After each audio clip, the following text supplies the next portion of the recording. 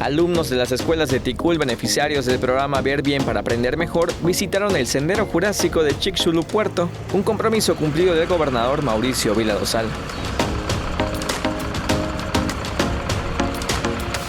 Es la tercera ocasión que los alumnos del municipio visitan el emblemático sendero.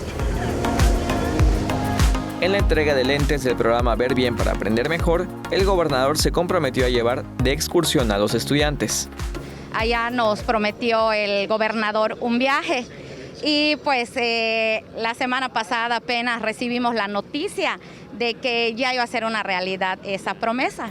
A la fecha se beneficiaron más de 500 estudiantes, padres de familia y maestros de Ticul y Oxkutzcap con los 4 viajes realizados. Algunos dicen que ese ahorro de CO2 es equivalente a que si dejaran de circular más de... Me da mucho gusto de que pues esté cumpliendo lo que haya prometido.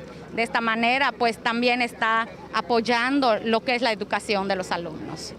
Además de la diversión, la niñez aprende parte de la historia del planeta y la extinción de los dinosaurios hace 66 millones de años con la caída de un meteorito en lo que conocemos como Chicxulub-Puerto.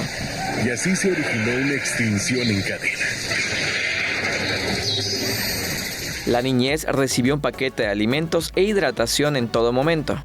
Esta es la primera fase del compromiso del gobernador con los beneficiarios del programa Ver Bien para Aprender Mejor, porque en la siguiente fase las excursiones serán en el Parque Bicentenario Animaya, los cines Siglo XXI y la Feria Yucatán Ixmaquil. Con imágenes de Jorge Quimé, César Gómez, Teleyucatán te informa. Teleyucatán te informa, lunes a viernes 3 de la tarde. Síguenos.